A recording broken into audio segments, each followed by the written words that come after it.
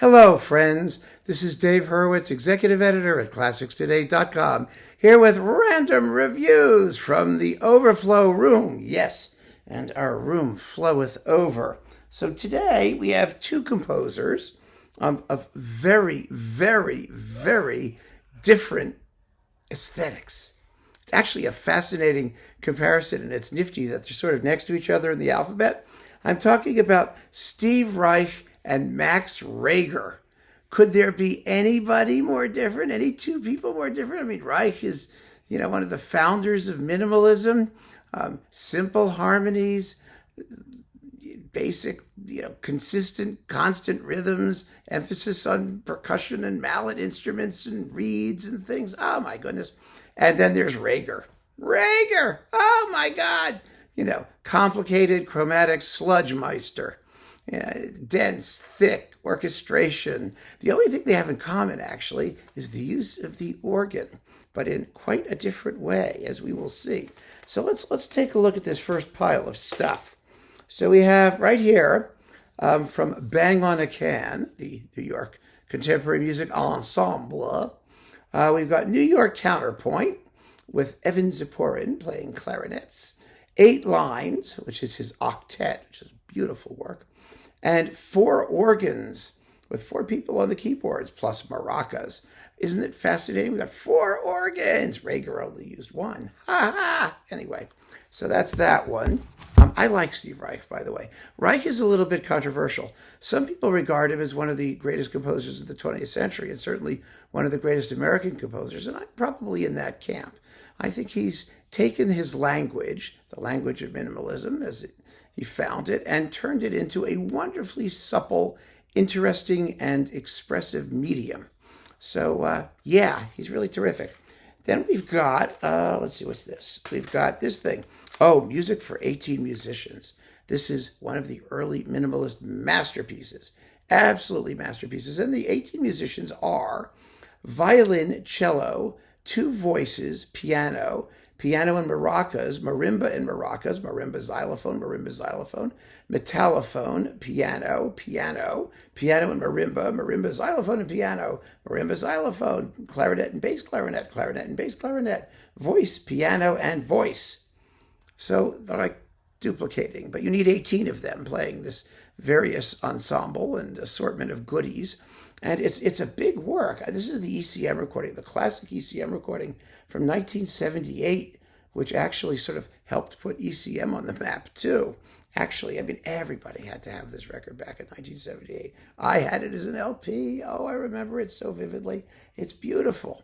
Beautiful, wonderful, wonderful work. Absolutely wonderful. And as different from Max Reger as it's possible to be.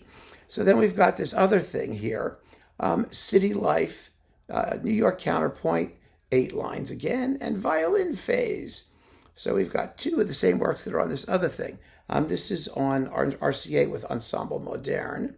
And it's really, again, it's just as good as the other one. There's not a lot of room for interpretation in some of these minimalist things. I mean, the interpretive part, if you're like, Steve Riley, what's his name? No, Terry Riley's In C, is that you can use different instruments and things like that. The ensemble can vary and, repetition and things like that can vary. But in terms of expressive range, that's not what this music is about.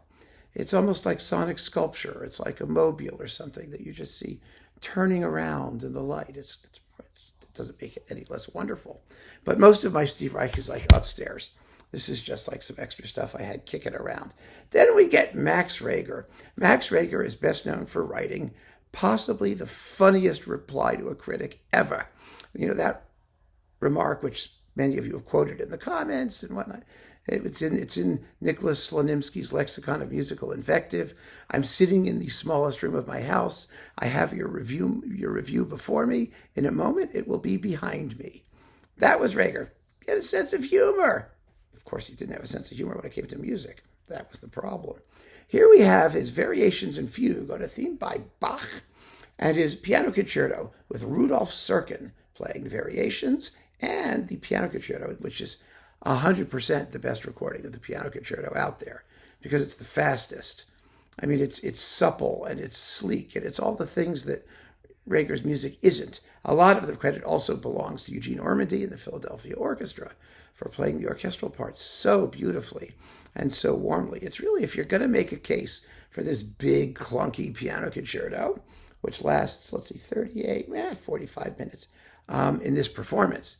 It can last 10 more minutes in other performances. This is the version to get, hands down, really is. So that's nice. And then we've got this lovely disc of ballet suites. I love this disc. It's with the Reger Ballet Suite. It's just called a ballet suite. Reger was about as balletic as I am. I mean, really, seriously. You want to see me do a pirouette? That'll show you how Reger's balletic this ballet suite is.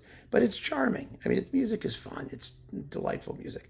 And it's with the Staatskapelle Berlin and Ottmar Sweetener, and it's coupled with Stravinsky's Pulcinella Suite and the Jeu de Cartes with two different orchestras. It doesn't matter who they are. They're East German under Herbert Kegel. So it's one of those wonderful East German discs of stuff that they threw together and did very, very well, actually. So there's that. Then we've got this fabulous disc of piano music, the Bach Variations again, that gives Serkin a run for his money, 5 humoresques, and the Variations on a fugue on a theme by Telemann. These are 30-minute piano monoliths, and they're played with effortless lack of monolithness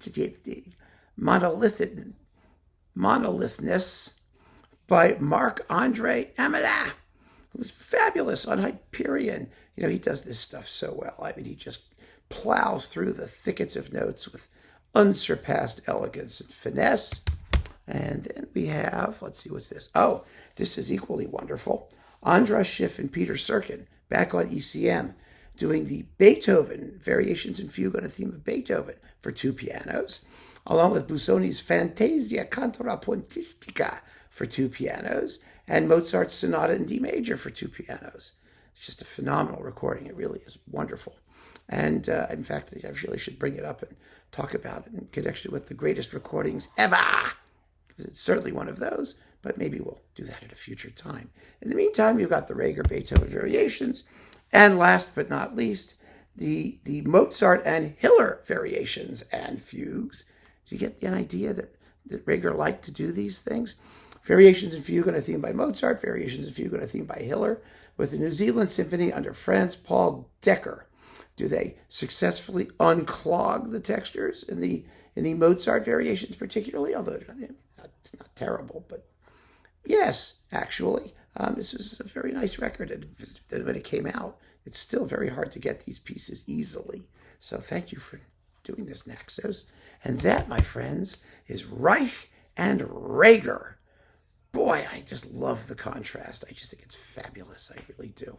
It shows you just what a huge universe is this wonderful world of music that we live in. You know, Haydn said, one of his last thoughts in one of his biographies, how much remains to be done in this wonderful world of music, even by a man such as I have been. I mean, it was such a typically forward-looking view of the universe, unlike our backward-looking view. And this just proves it, doesn't it? It really does. Haydn was right. So keep on listening, friends. Thanks so much for joining me. Take care.